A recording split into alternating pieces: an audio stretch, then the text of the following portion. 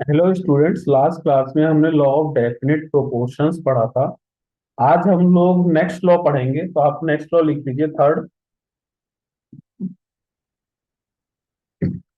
Law of multiple proportion. Law multiple proportions.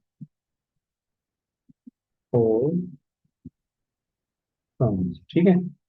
इस law में क्या होता है, ये चीज समझो आप। सबसे पहले मैं लॉ लिखा देता हूं आपको, फिर समझाता हूं। Two if two element can combine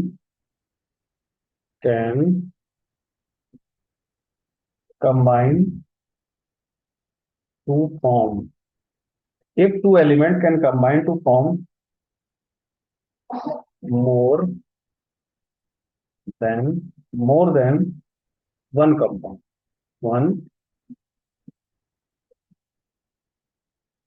more than one compound, then the masses of one element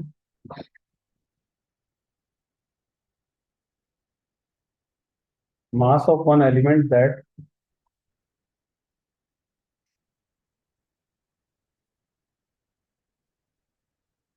combine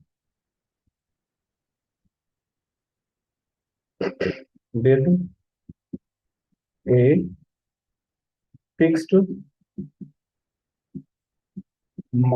fixed mass of the other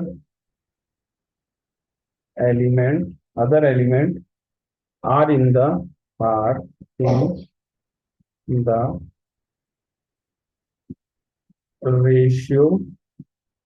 ratio of small whole numbers।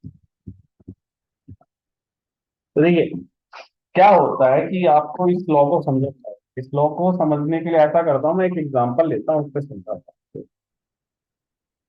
Example में क्या है, मैंने क्या करा, H2 और O2 को कंबाइन करा और बनाया मैंने, एक तो H2O बना दिया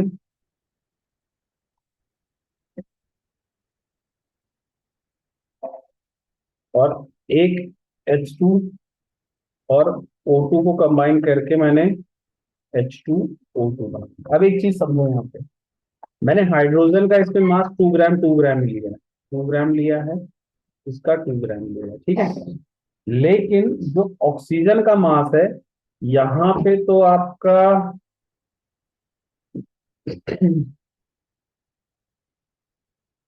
देख रहे हो ऑक्सीजन का इसमें मास कितना है, 16 ग्राम ही यूज हुआ है। बेटर है कि रुको, आप इसको ना, बेटर है कि डायरेक्ट हाइड्रोजन और ऑक्सीजन ही लिख लो, ये लिखने की जगह। देखो, ये हाइड्रोजन है, हाइड्रोजन लिख लो, और इसको ऑक्सीजन लिख लो, ये हाइड्रोजन है और ये ऑक्सीजन है, ठीक है। तो देखो, यहाँ पे जब आपने इसको बनाया तो देखो, 2 ग्राम H2, तो आपने 2 ही ग्राम इसमें हाइड्रोजन यूज किया, बट ऑक्सीजन आपने यहाँ पे 16 ग्राम यूज किया, ठीक है। बट यहाँ पे आपने 2 ग्राम ही यूज किया हाइड्रोजन, लेकिन ऑक्सीजन यहाँ पे 32 ग्राम यूज। देखो, अगर आप इसकी बात करो तो यहाँ पे H2 प्लस O से बना है ये, और ये H2 प्लस O2 से बना है, ठीक है। तो ये 2 ग्राम है, ये 16 ग्राम है, ये 2 ग्राम है, ये 32 ग्राम है। अब देखो यहाँ पे क्या हुआ, आपको हाइड्रोजन और ऑक्सीजन को मिला के आपने दो कंपाउंड बनाए। एक आपने वाटर बनाया, एक आपने हाइड्रोजन पर बनाया। इसको हम लोग वाटर बोलते हैं और इसको हाइड्रोजन पर बोलते हैं। हाइड्रोजन पर ऑक्साइड। अब एक चीज यहाँ पे समझो आप, जब आपने हाइड्रोजन का मास फिक्स कर दिया, मतलब दोनों ही कंपाउंड में हाइड्रोजन 2 ग्राम ही लिया हुआ, बट ऑक्सीजन का एक में 16 ग्राम है और एक में 32 ग्राम है। तो इस ऑक्सी जब दो एलिमेंट्स को आप मिक्स करते हो बनाते हो और उससे दो कंपाउंड बनते हैं, और उसमें अगर एक एलिमेंट का मास फिक्स है, जैसे यहाँ पे आपने हाइड्रोजन और ऑक्सीजन को आपस में ऐड करके दो तरह के कंपाउंड बनाए, जिसमें हाइड्रोजन का मास आपने दोनों कंपाउंड में सेम रखा हुआ है, 2 ग्राम 2 ग्राम। तो जो दूसरा आपका एलिमेंट है, वो जो कंबाइंड होगा उसका जो मास होगा वो एक तरह से सिंपल रेशो में होगा। कैसे? आप देखो 16 और 32 ऑक्सीजन का है ना, यहाँ पे ऑक्सीजन का जो है, और यहाँ इनका क्या होगा, 1:2 नहीं आ गया? तो एक तरह से ये सिंपल रेशो आ गई। तो क्या होगा, जब आप दो एलिमेंट को कंबाइन करते हो और उसमें से एक एलिमेंट का मास फिक्स रहता है, तो जो दूसरा एलिमेंट होता है जो कंबाइन हो रहा होता है उसका मास का रेशो हमेशा सिंपल रेशो होगा, मतलब वो नॉर्मल रेशोज में आएगा। ठीक है, जैसे एग्जांपल के लिए आपने हाइड्रोजन और ऑक्सीजन को जब आपने ऐड किया, तो उससे एक आपने वाटर बनाया, एक हाइड्रोजन पेरोक्साइड बनाया, दोनों ही कंपाउंड में हाइड्रोजन का मास फिक्स है 2 ग्राम। तो ऑक्सीजन का जो मास है एक वाटर में 16 ग्राम है और हाइड्रोजन पेरोक्साइड में 32 ग्राम है। तो दोनों का अगर आप रेशियो लोगे तो 1:2 रहेगा।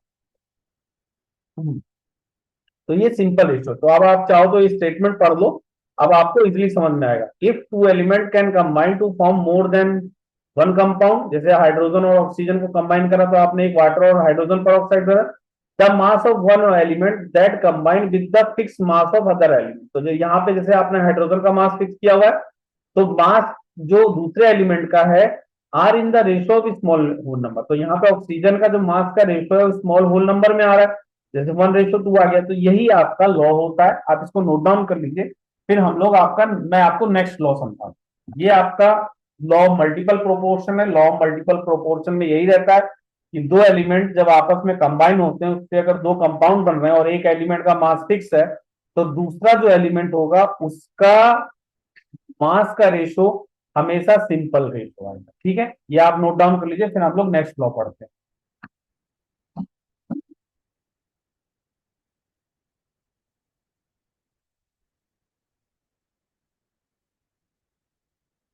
हाँ चलिए, तो नेक्स्ट लॉ मैं आपको कराता हूँ।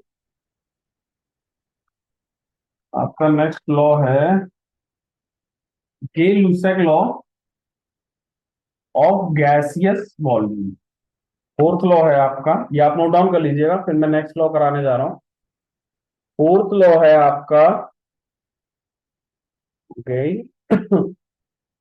लुसेक्स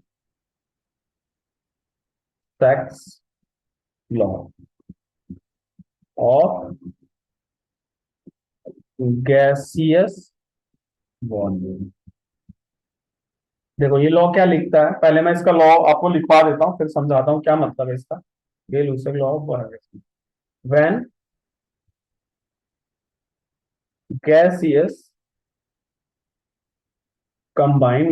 combine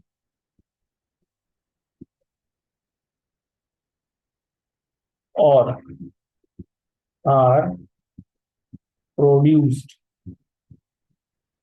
in a chemical reaction, in a chemical reaction they show in a simple ratio by volume provided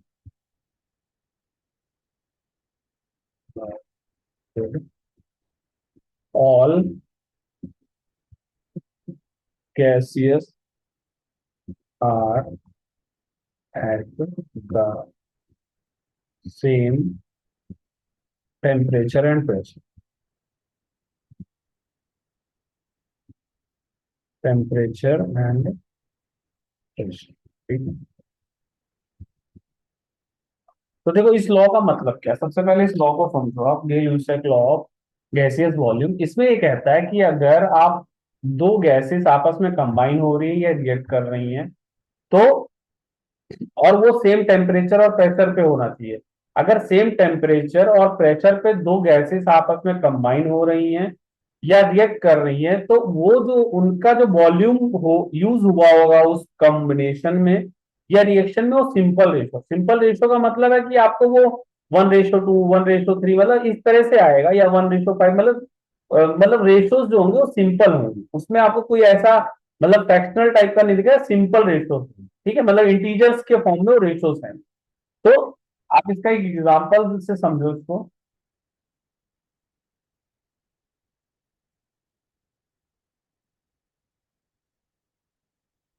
ठीक है, देखो इसमें समझ लो आपका जैसे हाइड्रोजन है और ऑक्सीजन है, इसको आप कंबाइन करते हो, 2H2O बनता है, तो इसका बैलेंस इक्वेशन क्या हो जाएगा? ये टू, ये टू, हाँ ये हो जाएगा, तो 4 4, हाँ ठीक। तो देखो यहाँ पे क्या होगा कि इसका दो वॉल्यूम, इसका एक वॉल्यूम और इसका दो वॉल्यूम आपस में मिक्स होता है।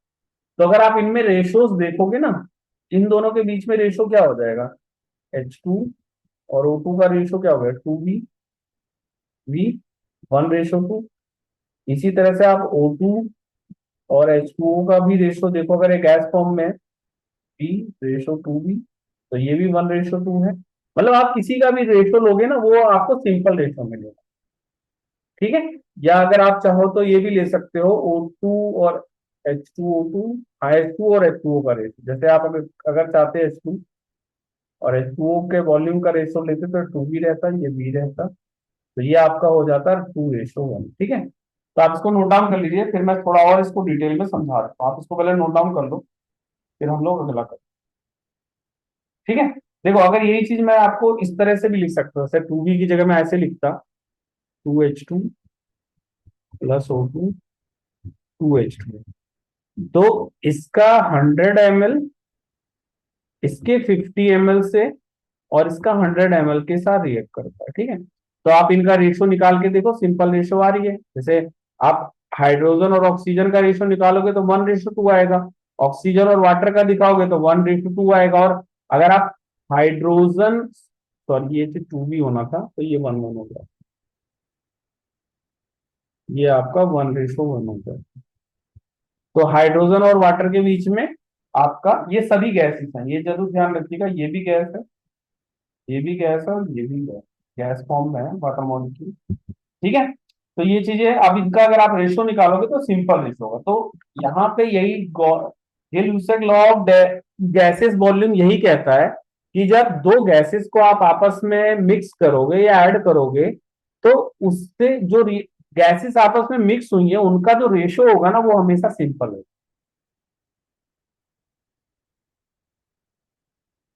ठीक है, वॉल्यूम के फॉर्म में वो सिंपल रेशोज आती हैं। ठीक है, तो आप इसको नोट डाउन कर लीजिए पहले, फिर अगला करते हैं हम लोग। देखिए इसी लॉ को हम ऑल्सो, दिस लॉ को हम लोग यहाँ पे नोट डाउन करा के लिख देता हूं, this law also called, this law also called law law definite definite proportion by volume, definite proportion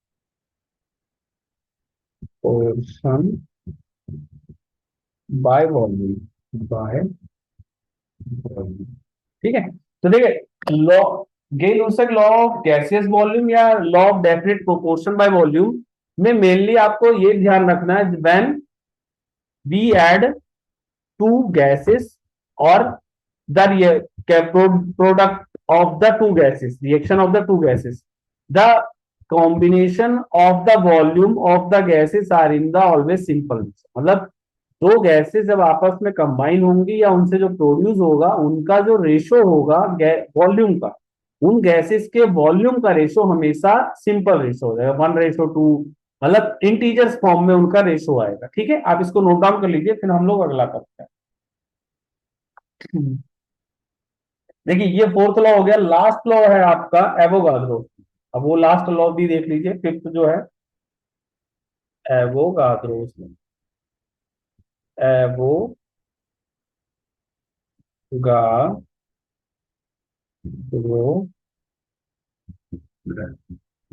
एवोगाद्रोस law. तो देखिए क्या होता है, ये समझो आप, equal equal volume of all gases at the same temperature and pressure should contain should contain equal number of molecules.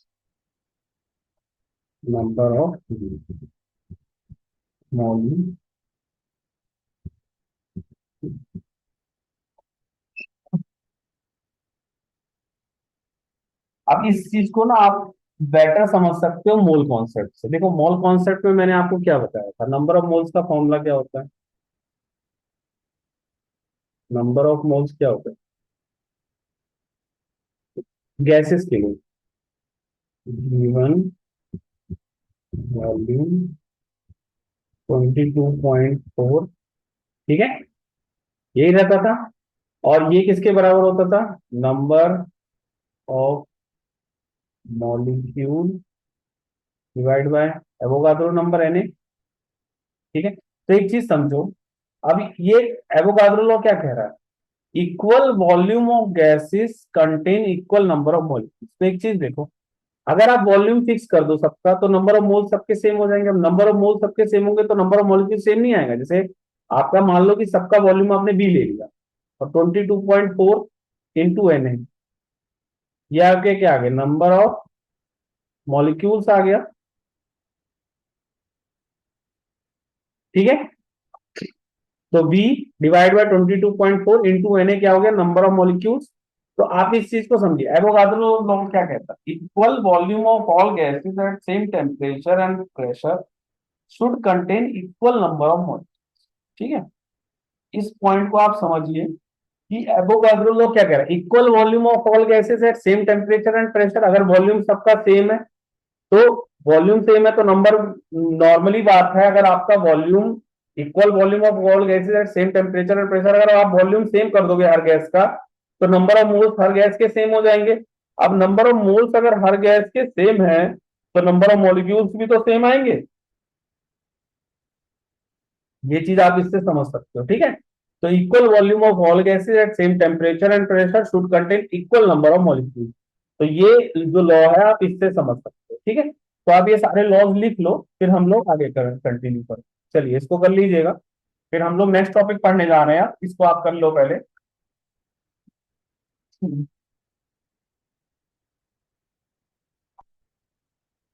हम्म।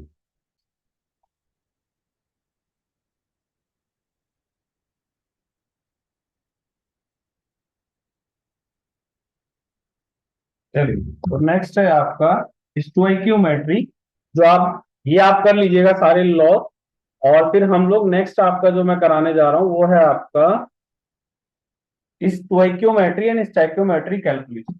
ये topic important है और ये पूरी केमिस्ट्री में आप लोग के इंपॉर्टेंट आएगा यूज। तो आप इस टॉपिक का नाम लिख लीजिए और इसको हम लोग डिटेल में पढ़ेंगे। चलिए टॉपिक का नाम लिखिए, स्टोइकियोमेट्री, स्टोइकियोमेट्री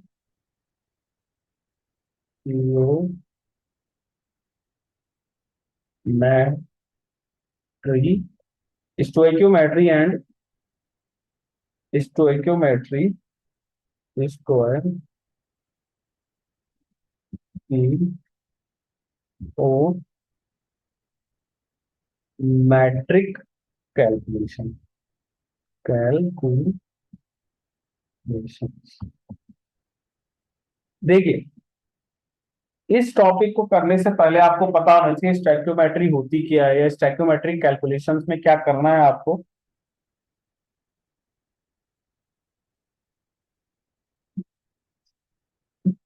तो इसके लिए ना सबसे पहले मैं क्या कर रहा हूँ, एक बैलेंस केमिकल इक्वेशन, ठीक है। जैसे मैं अगर देखो, एक चीज हमेशा ध्यान रखना CH4 गैस।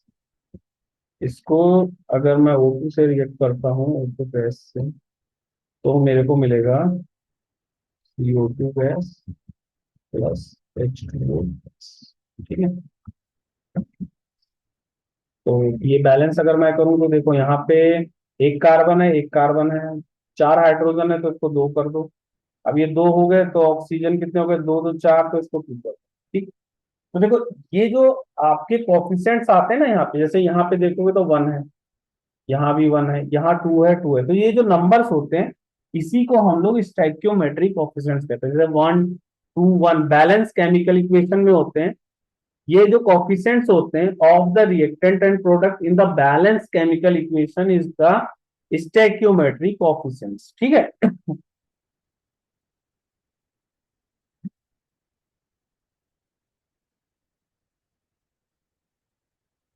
देखो ये जो आपकी वैल्यूज है ना, जैसे ये जो है, ये नंबर, ये वाला नंबर, ये नंबर्स, ये नंबर, या फिर ये जो नंबर्स हैं यहाँ पे, ये जैसे वन टू ये जो है, इसको हम लोग स्टोइकियोमेट्रिक कोफिशिएंट्स कहते हैं। स्टोइकियोमेट्री, स्टोइकियो स्टोइकियोमेट्री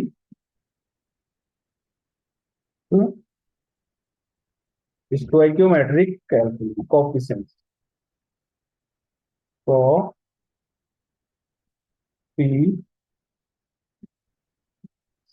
ठीक है। इसे बोला जाता है स्टोइकियोमेट्रिक कोफिशिएंट्स। ठीक है। अब इसका मतलब क्या होता है, देखो, इट रिप्रेजेंट इट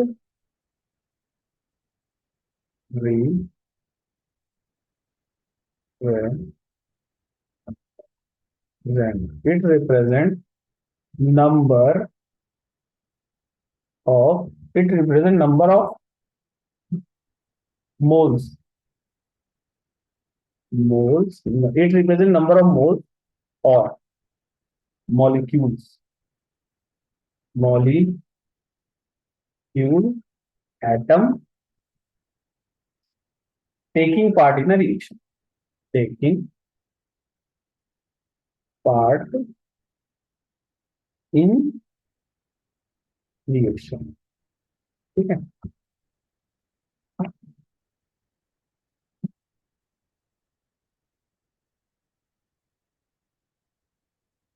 ठीक है, तो स्टैइक्योमेट्रिक कोएफिशिएंट्स क्या हो गए, number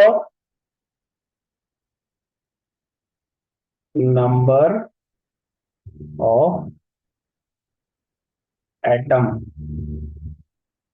molecule molecule number of atom molecule of reactant product product in balance chemical equation. ये जरूर ध्यान रखिएगा, balance chemical equation, chemical equation. तो ये चीज जरूर ध्यान रखिएगा कि यहाँ पे जो आपकी इक्वेशन है वो बैलेंस होनी चाहिए।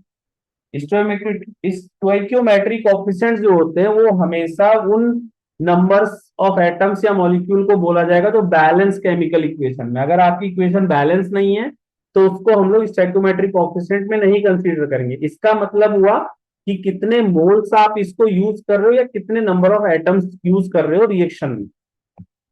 ये चीज हमेशा ध्यान रखना, स्टोइकियोमेट्रिक कोएफिशिएंट हमेशा बैलेंस केमिकल इक्वेशन के लिए होगी और ये रिप्रेजेंट करते हैं नंबर ऑफ एटम्स और मॉलिक्यूल जो रिएक्टेंट और प्रोडक्ट के बैलेंस केमिकल इक्वेशन में यूज हो रहे होते हैं। ठीक है। और एक चीज ध्यान रखिएगा कि ये जो स्टोइकियोमेट्रिक कोएफिशिएंट होंगे ये आपके नंबर ऑफ मॉलिक्यूल्स को रिप्रेजेंट करते हैं। ठीक है। तो आप इसको नोट डाउन कर लो, फिर इसको मैं और थोड़ा डिटेल में समझाता हूँ।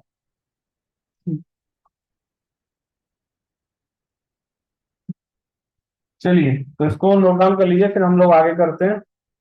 अब मैं दोबारा से वही जो इक्वेशन लिखी थी बैलेंस केमिकल इक्वेशन उसको लिख रहा हूँ। आपको दे रखा है CH4 ग्राम गैस में टू ऑक्सीजन गैस, और आपको दे रखा है यहाँ पे आया CO2 का गैस और प्लस में टू H2O का गैस। अब एक चीज देखो, इसका क्या मतलब, वन मॉलिक्यूल इसका, मॉलिक्यूल, टू मॉलिक्यूल इसके, ये one molecule of CH4, two molecule इसके और वन मॉलिक्यूल इसका, मॉलिक्यूल, और टू मॉलिक्यूल इसके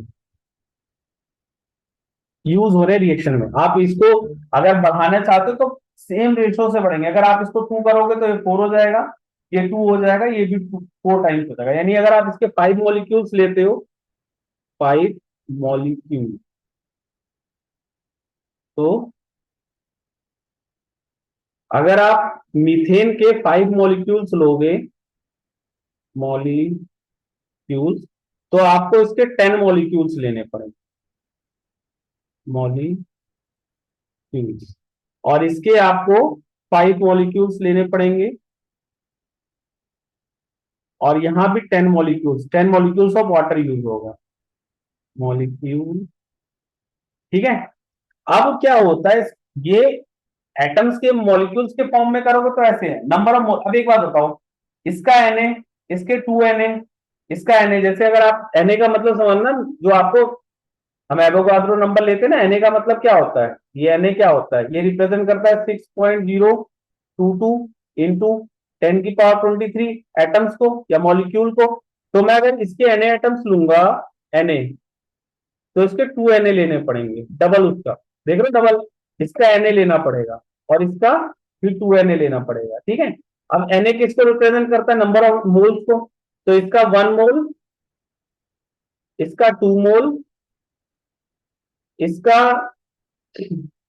1 मोल, इसके 2 मोल के बराबर होगा। ठीक है। इसका अगर आप,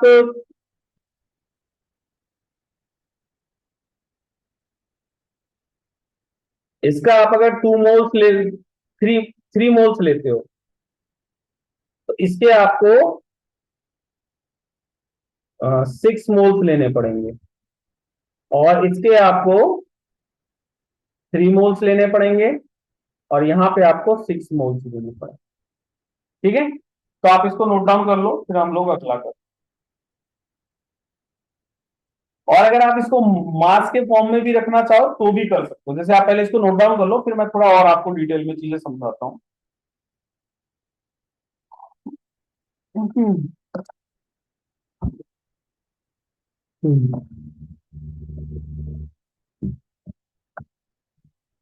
हम्म।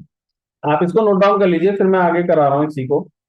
देखो आपके इक्वेशन क्या ये है, CH4 गैस प्लस में 2O2 गैस, इससे आपको CO2 गैस मिल रहा है, प्लस में 2H2O गैस। ठीक है। तो देखो इसका 1 मोल इसके 2 मोल के बराबर है, और ये 1 मोल के बराबर है, और इसका 2 मोल्स के बराबर है।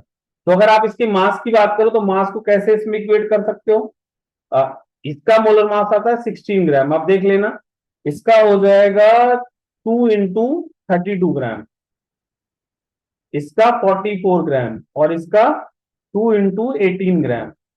ठीक है, क्योंकि 2 मोल्स ले रहे हैं ना यहाँ पे, इसलिए। अगर आप वॉल्यूम के फॉर्म में करो तो देखो, अभी हमने हमने पढ़ा था ग्रेजुएशन लो, वॉल्यूम का रेशो क्या होता है इनका, सिंपल रेशो रहता है। ये आप ये भी कह सकते हो, 1 मोल ऑफ गैस का वॉल्यूम कितना होता है, 22.4 लीटर। ठीक है। तो इसका क्या हो जाएगा, 2 × 22.4 लीटर, इसका इसका सेम ही रहेगा, 22.4 लीटर रहेगा, और इसका 2 × 22.4 लीटर। तो ये वॉल्यूम देखो, ये मोल्स का रिलेशन है, ये मास का रिलेशन है, और ये वॉल्यूम का रिलेशन है। तो इसमें देखो मेनली आपको मोल्स का ध्यान रखना है, और इसी के बेसिस पे हम लोग आगे की चीजें करेंगे। तो आप मेन मोल्स का ध्यान रखना, और हम लोग खुद से कर लिया करेंगे। तो आप इसको पहले कर लो, फिर आपको मैं आगे कराता हूं।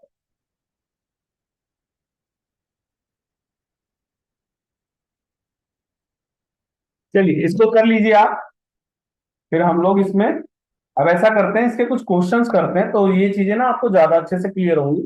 तो आप इसको नोट डाउन कर लो, फिर मैं इसके क्वेश्चंस कराता हूँ। लेकिन इसको करने से ना पहले एक बात हमेशा ध्यान रख लेना, कभी भी किसी हाइड्रोकार्बन, जैसे ये हाइड्रोकार्बन है, इसको अगर आप बर्न करोगे ना ऑक्सीजन की प्रेजेंस में, तो हमेशा CO2 और H2 होगा। कोई भी हाइड्रोकार्बन, हाइड्रोकार्बन को ऑक्सीजन के साथ बर्न करोगे तो हमेशा आपको CO2 प्लस H2O ही मिलेगा। और जैसे अगर मैं आपको ले लेता C3 और H, और इसको मैं अगर ऑक्सीजन के साथ बर्न करता तो मुझे हमेशा CO2 प्लस H2O ही मिलता। बट बैलेंस करने के लिए देखो क्या करोगे, जितने कार्बन है एज इट इज यहाँ लिख दो, 3 है तो यहाँ 3 कर दो, ऑक्सीजन लास्ट में बैलेंस की जाती है, और हाइड्रोजन 8 है तो इसको 4 कर दो, तो आपके पास नंबर ऑफ ये 3 हो गए और हाइड्रोजन आपके पास 8 हो गए। अब नंबर ऑफ ऑक्सीजन काउंट कर लो, 3 2 6 प्लस 4 10 हो गए, तो यहाँ पे आपका ये 5 आ गया, ये बैलेंस हो गया। ठीक है, क्योंकि यहाँ पे आपको 6 + 4 10 है, तो 10 आपका कैसे आएगा, 5 × 2, तो ये वाला आप खुद से करके देखो, C5H12 प्लस O2, तो CO2 और H2O ही बनेगा हमेशा, ये ध्यान रखना आप। तो देखो यहाँ पे 5 है तो सीधा 5 यहाँ लिख दो, यहाँ पे 12 है तो यहाँ 6 कर दो, और फिर उसके बाद total number of oxygen count कर लो, 10 इधर हो गए और 16 हो गए ना, तो यहाँ 8 आ गए। ठीक है, तो लास्ट में ऑक्सीजन बैलेंस किया जाता है, सबसे पहले कार्बन बैलेंस कर लो, फिर हाइड्रोजन बैलेंस कर लो, और लास्ट में ऑक्सीजन अपने आप बैलेंस कर लो। ठीक है, तो इस तरह से आपको हाइड्रोकार्बन और ऑक्सीजन, ये बर्निंग ऑफ हाइड्रोकार्बन में आएगा, कंबशन या बर्निंग, यहाँ पे आपको कंबशन या फिर बर्निंग ऑफ हाइड्रोकार्बन का आपको इसमें क्वेश्चन मिलेगा ज्यादातर, कंबशन और बर्निंग। वैसे तो आपको कंबशन ही मिलता है, बर्निंग नहीं मिलता है, तो कंबशन ऑफ हाइड्रोकार्बन ऑक्सीजन की प्रेजेंस में होगा तो CO2 और H2O मिलेगा। ठीक है, तो आप ये सारा नोट डाउन कर लो, फिर हम लोग क्या कर रहे हैं, इसके कुछ क्वेश्चंस करते हैं, तो ये चीजें आपको ज्यादा अच्छे से क्लियर होंगी।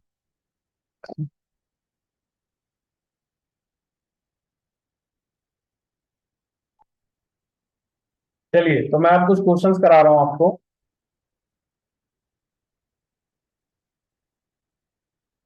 हम्म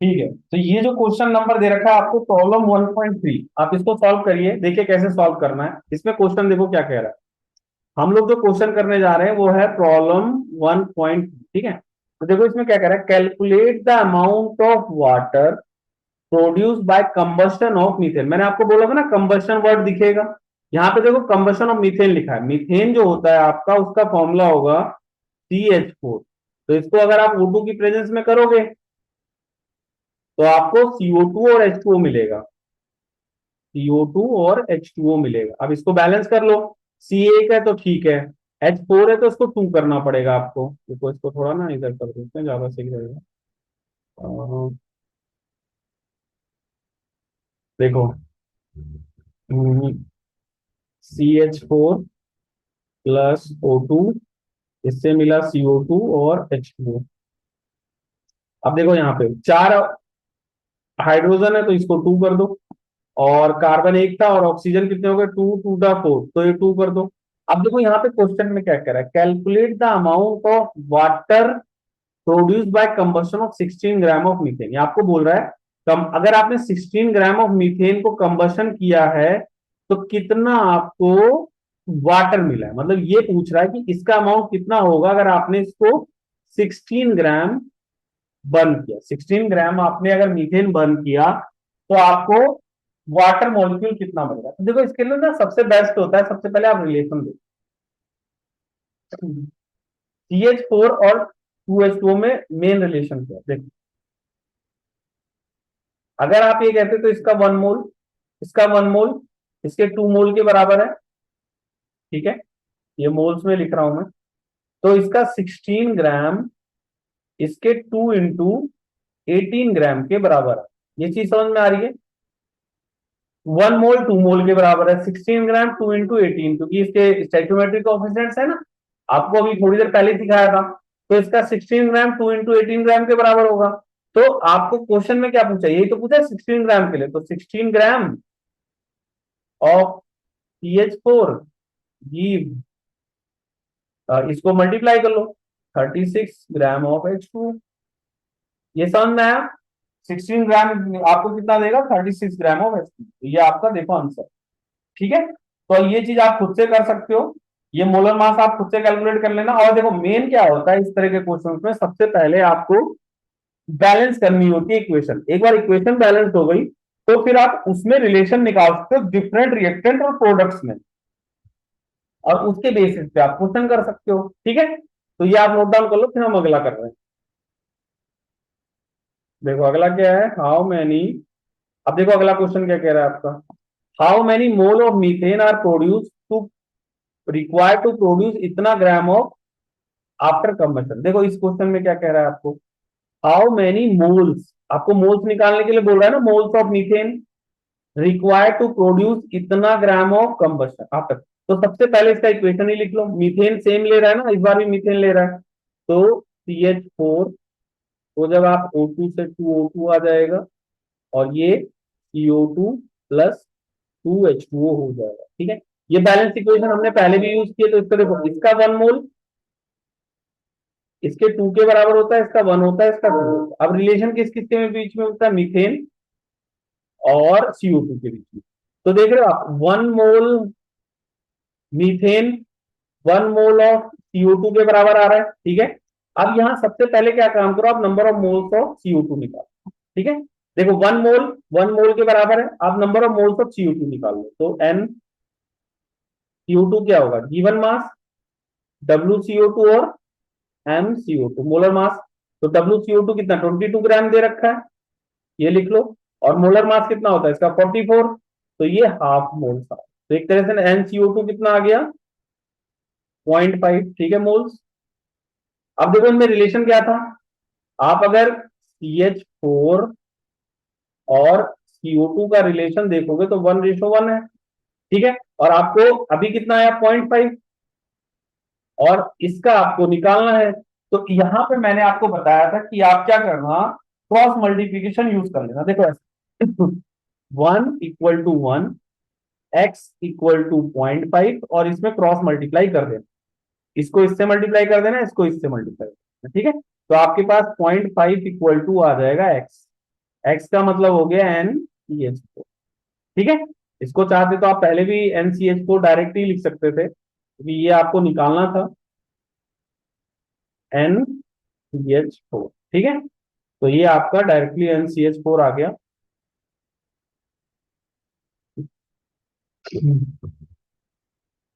NCH4 कितना आ गया, 0.5। ठीक है, तो आप इसको नोट डाउन कर लो। देखो इस तरह के क्वेश्चन में क्या होता है कि सबसे पहले आपका काम होता है कि आप नंबर ऑफ मोल्स कैलकुलेट कर लो, अगर मोल्स जो भी पूछा हुआ है, और स्टैच्यूमेट्री कोएफिशिएंट के अकॉर्डिंग रिलेशन निकाल लो, और उस रिलेशन में आप क्या करो, क्रॉस मल्टीप्लिकेशन करके जो भी आपको पूछा वो निकाल सकते। तो इस क्वेश्चन को कर लो, फिर हम लोग आगे करते हैं। चलिए इसको नोट डाउन कर लीजिएगा।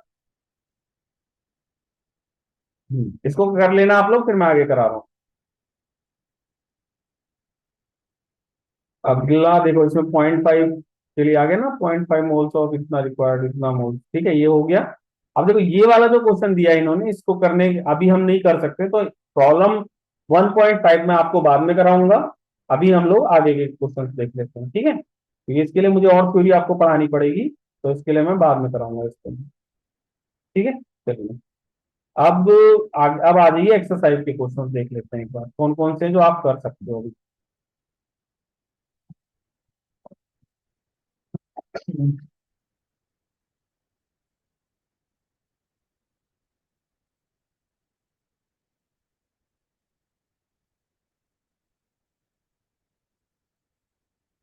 हाँ देखिए, ये 1.4 क्वेश्चन लिखिए, ये वाला क्वेश्चन देखिए, इसको आप अभी सॉल्व कर सकते हो। तो आप इसको नोट डाउन करिए, फिर मैं इसको समझाता हूँ कैसे आपको सॉल्व करना है।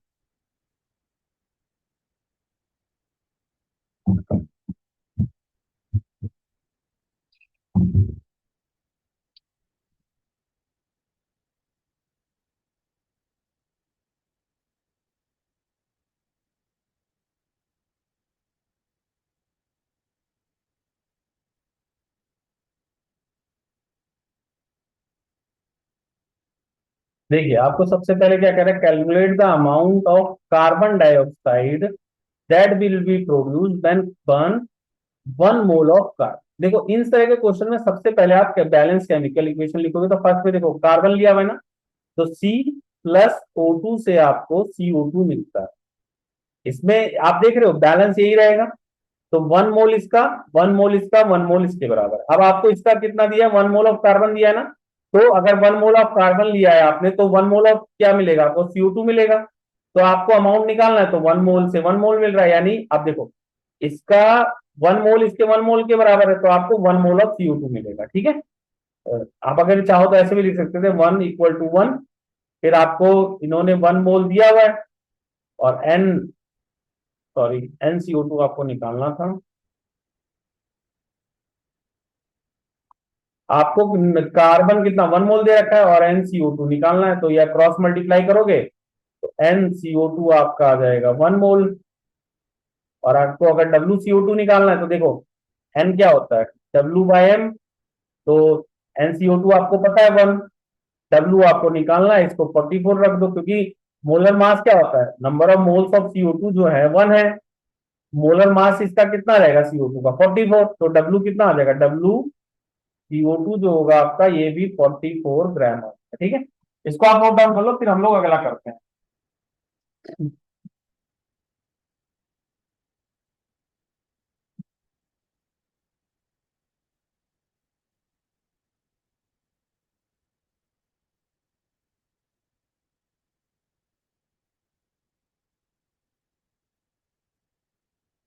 अब अगला देखिए क्वेश्चन क्या कह रहा है। अगला है आपका 1 mole of carbon is burnt with in 16 gram of dioxygen. तो 2 mole of carbon is burnt in, इसके लिए आपको लिमिटिंग रिएजेंट का कॉन्सेप्ट अभी मैंने नहीं सिखाया है, तो ये जो सेकंड और थर्ड क्वेश्चन है ये अभी नहीं हो पाएगा आपसे, क्योंकि इसके लिए मुझे लिमिटिंग रिएजेंट का कॉन्सेप्ट सिखाना पड़ता है, तो इसको मैं तब आपको कराऊंगा, तो अभी मैं इसको नहीं करा रहा हूँ, इसको मैं आपको बाद में करा दूंगा। चलिए अगला देखते हैं, कोई क्वेश्चन जो आप कर सकते हैं इसमें से। ये सब तो नहीं हो पाएगा।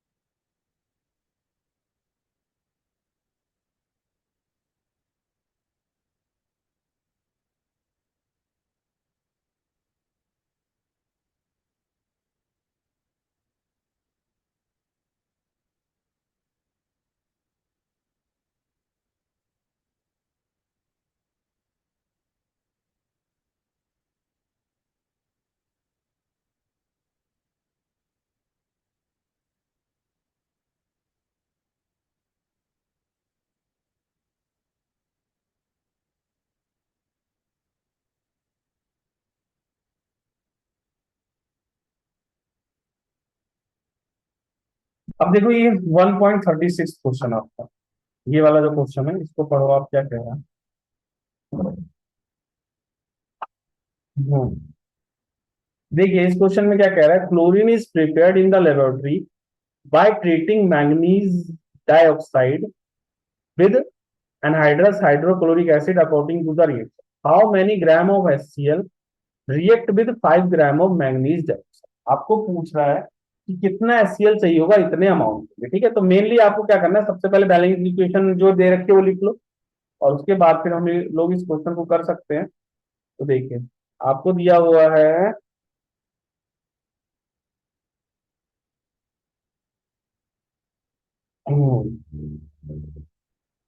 सबसे पहले इक्वेशन लिख लेते हैं, 4HCl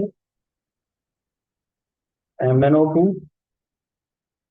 2H2O plus MnCl2 plus Cl2। अब अगर देखो ये बैलेंस इक्वेशन है, सबसे पहले तो ये चेक कर लो आप, 4 हाइड्रोजन है, 4 हाइड्रोजन है, ठीक है, 4Cl है, 4Cl है, Mn एक है, Mn इधर भी एक है, और O2 है, 2 है, तो ये इक्वेशन आपकी बैलेंस है। ठीक है। अब देखो अगर इक्वेशन बैलेंस है तो देखो 4 मोल्स इसके, 1 मोल इसके बराबर है, आपको मेन उसी पे फोकस करना है। देखो इनमें आपको मेन उसी पर फोकस करना है जो आपको गिवन है और जो आपको पूछा हुआ है। जैसे यहाँ पे आपको मैग्नीज डाइऑक्साइड दे रखा है, तो आप उस पर फोकस करो। और जो पूछा हुआ है उस पे, जैसे आपको इसका ग्राम पूछा हुआ है, तो देखो 4 मोल्स इसके 1 मोल्स इसके बराबर है। आप क्या करो, इनके मोलर मास लिख दो। जैसे HCl का मोलर मास क्या होगा, MHCl क्या होता है आपका, जो मोलर मास होता है HCl का, वो आपका 36.5 ग्राम आएगा। ठीक है, तो यहाँ पे देखो 4 मोल्स ले रहे हो, तो यानी 4 × 36.5 ग्राम। मोलर मास ऑफ MnO2 का निकाल लो मोलर मास, ये आपका आएगा 87 के आसपास। ठीक है,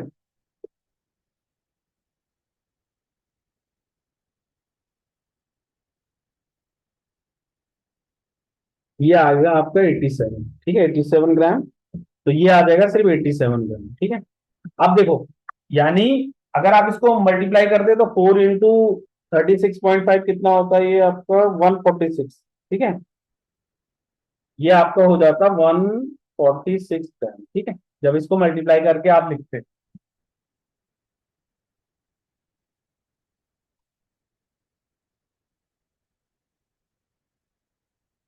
ठीक है, तो ये आ जाता।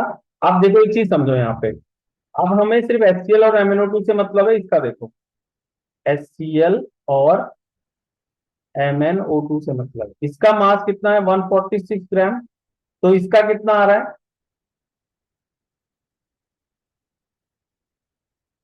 146 ग्राम। इसका आपको कितना दे रहा है, 87 ग्राम। ठीक है, आपको कितना ग्राम दिया हुआ है, सिर्फ आपको दिया हुआ है इसका 5। तो आपको पूछा क्या है, ये WHCl। तो ऐसे करके क्रॉस मल्टीप्लाई कर दो, आंसर आ।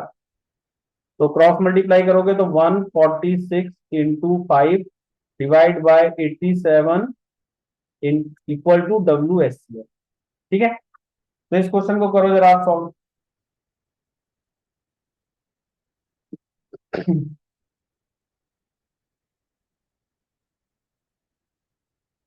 तो WHCl आपका आता है 8.4 के अप्रोक्स। तो WHCl आ जाएगा आपका 8.4।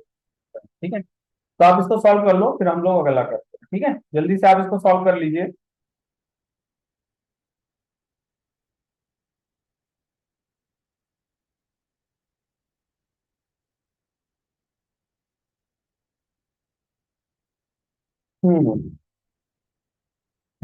चलिए इसको सॉल्व कर लीजिए। ठीक है, फिर मैं इसको हटा रहा हूँ। अब मैं क्या कर रहा हूँ, कुछ और क्वेश्चंस मैं आपको करा देता हूँ। ऐसा करता हूँ, इसी इक्वेशन से रिलेटेड मैं करा देता हूँ। मैं ये इक्वेशन आपको मतलब क्या कर रहा हूँ, मैं एक क्वेश्चन इसी से मतलब क्या है कि आपको एनसीईआरटी के मैंने सारे क्वेश्चन करा दिए हैं। अब मैं क्या कर रहा हूँ, कुछ एक्स्ट्रा क्वेश्चंस करा रहा हूँ स्टेचियोमेट्री से रिलेटेड, जिससे आपको ना मतलब और ज्यादा प्रैक्टिस होगा इसके क्वेश्चंस करने में। ठीक है, तो चलिए मैं क्वेश्चंस करा रहा हूँ आपको, इसको हटा देता हूँ पहले। हाँ देखिए, क्वेश्चन में इक्वेशन वही रख रहा हूं जो अभी हमने सॉल्व करी थी। इक्वेशन आपकी वही वाली है, 4HCl प्लस में MnO2, और इधर आ रहा है MnCl2 और Cl2। ठीक है,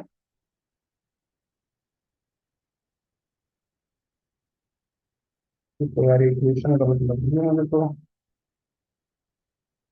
ये इक्वेशन थोड़ा मुझे देखना तो क्या थी।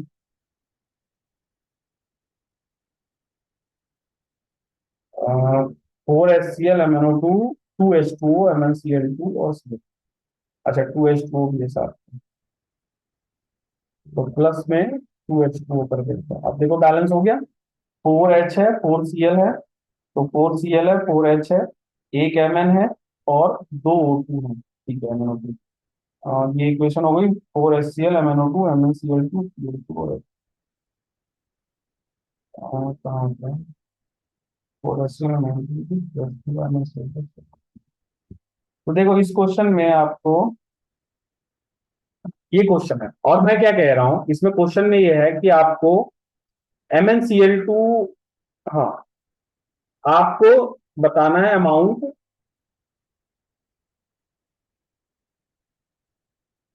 Of MnO2 required required to produce produce produce amount of MnO2 required to produce 72 gram of H2। ठीक है, तो देखो मेन पॉइंट अब ये ध्यान रखो, जिन दो जो गिवन है और जो आपको फाइंड आउट करना है, सिर्फ उनके बीच का रिलेशन देखो और उससे आप क्वेश्चन करने की सॉल्व करने की कोशिश करो। ठीक है, तो यहां पे आपको MnO2 दे रखा है। अच्छा, MnO2 आपको पूछा हुआ है और H2O का अमाउंट दिया हुआ है। ठीक है, तो आपको मेन क्या करना है, H2O और MnO2 का ही देखना है।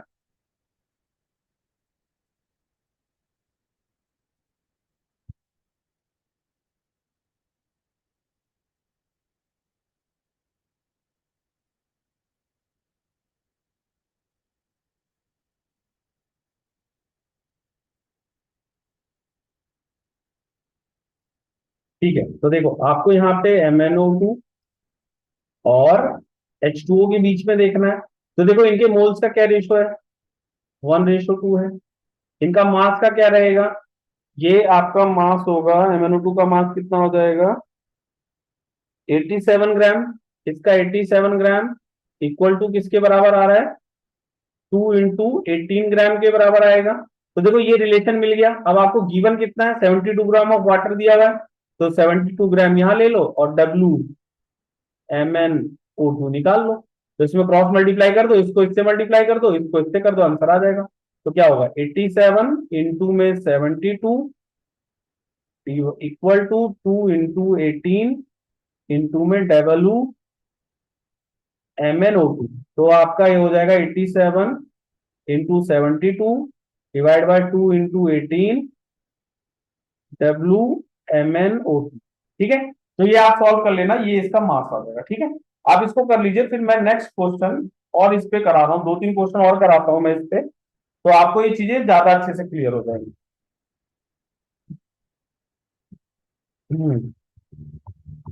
इक्वेशन मैं सेम ही रख रहा हूँ, 4HCl है और इसमें MnO2 2H2O plus MnCl2 plus में Cl2 दिया हुआ है। ठीक है, इस बार मैं क्या कर रहा हूं कि मैं आपको क्वेश्चन में दे रहा हूं, इसका वॉल्यूम क्या है, ये किसमें एक्वस में, लिक्विड में, एक्वस गैस। Cl2 आपका गैस में था, ये आपका एक्वस में है और ये भी आपका लिक्विड में है। ये लिक्विड में की स्टेट्स लिख रहा हूं और ये आपका एक्वस में है। ठीक है, और वाटर का एक बार देख लेते हैं क्या है इससे। वाटर लिक्विड में है, ये एक्वस एक्वस सॉलिड में है, ये आपका सॉलिड में है और ये लिक्विड में है। ये आपका MnO2 सॉलिड में दिया हुआ है, इसको सॉलिड में दिया हुआ है, इसको लिक्विड में दिया हुआ है और इसको गैस में दिया हुआ है। ठीक है, तो देखो मैं आपको कह रहा हूं इसमें कि फाइंड, क्वेश्चन ये है, find number of molecules molecules find number of molecules of HCl required to produce 44.8 liter Cl2 gas at 180। ठीक है, ठीक है, तो देखो ये क्वेश्चन है आपका, आपको बताना है कि कितना HCl के मॉलिक्यूल्स लगेंगे Cl2 गैस का इतना वॉल्यूम प्रोड्यूस करने के लिए। ठीक है, तो देखो इस तरह के क्वेश्चन में सबसे पहला मेन काम होगा कि आप इनके नंबर ऑफ मोल्स निकाल लो Cl2। तो आपको number of moles of Cl2 कितने आ जाएंगे, number of moles of Cl2, ये क्या होता है, वॉल्यूम डिवाइड बाय 22.4 लीटर, तो ये दे दिया 44.8 डिवाइड बाय 22.4, तो इसको करोगे 2 आ जाएगा, ठीक है। तो यानी नंबर ऑफ मोल्स आ गए 2। अब आप क्या करो, नंबर ऑफ मोल्स पता चल गया, अब इनके बीच में रिलेशन देखो।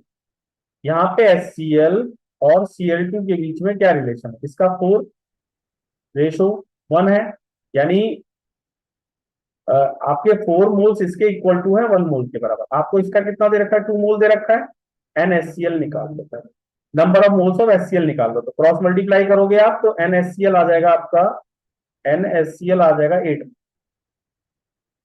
ठीक है। अब आपके number of moles of HCl कितने आ गए, 8 मोल्स आ गए। अब देखो नंबर ऑफ मॉलिक्यूल का फॉर्मूला क्या होता है, इंटू Na, यानी नंबर ऑफ मोल्स क्या किसके बराबर होते हैं, number of molecules divide by Na, Avogadro numbers 6.022 into 10 की पावर 23, तो इससे मल्टीप्लाई करो तो number of molecules of HCl कितने हो गए, number of molecules of HCl कितने हो गए, 8Na।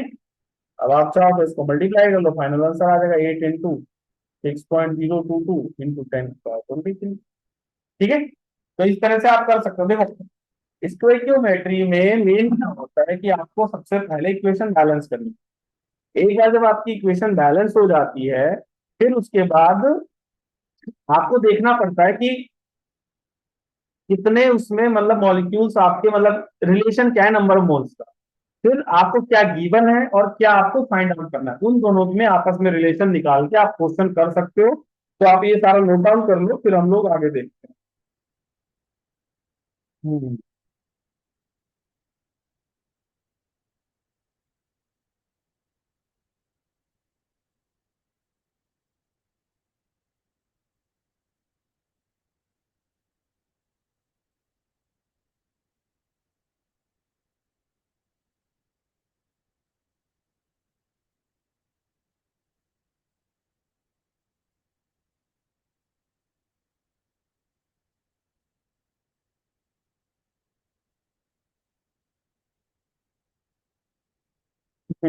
कुछ और क्वेश्चंस हैं जो मैं आपको एनसीईआरटी में डिस्कस कर देता हूँ।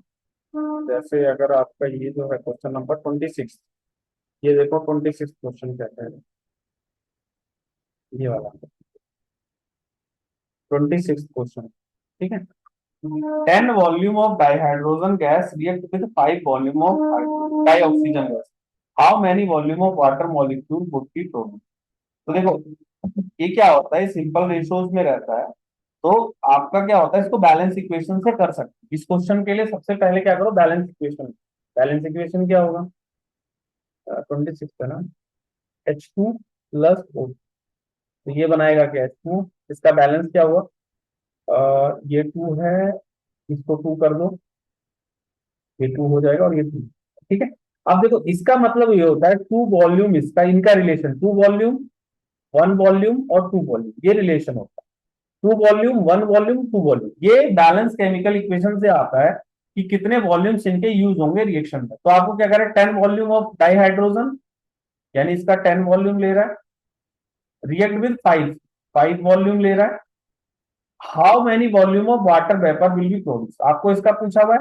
तो आपको कुछ नहीं करना, कोई भी एक इक्वेशन आप ले लो और उससे बैलेंस करके क्रॉस मल्टीप्लाई कर लो, जिस तरह हम करते थे। जैसे हम H2 का कर रहे हैं, H2 और H2O का ले लेते हैं, तो इसका 2 वॉल्यूम इसके 2 वॉल्यूम के बराबर है, तो इसका 10 वॉल्यूम दे रखा है, इसको आप x मान लो, क्रॉस मल्टीप्लाई कर दो, तो आपको x मतलब volume of H2O, volume of H2O जो है वो आपको 10 ही आ जाए, ठीक है।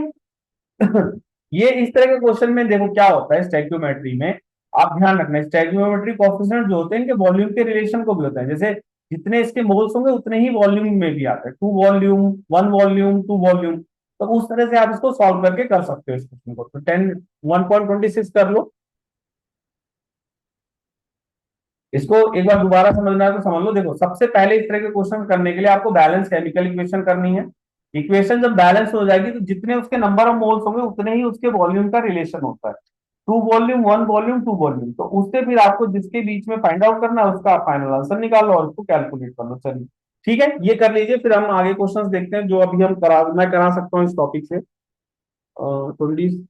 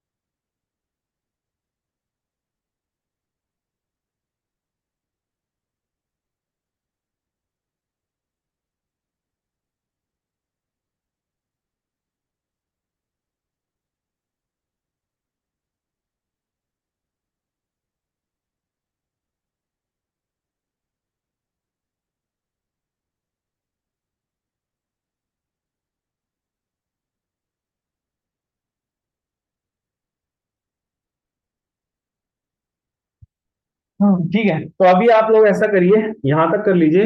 नेक्स्ट क्लास में मैं आपको एक नेक्स्ट टॉपिक कराऊंगा जिसका नाम है लिमिटिंग रिएजेंट, उसके बाद हमारा ये चैप्टर खत्म हो जाएगा। तो अभी आप लोग इतना कर लीजिए, नेक्स्ट क्लास में हम लोग लिमिटिंग रिएजेंट खत्म करेंगे। चलिए, थैंक यू।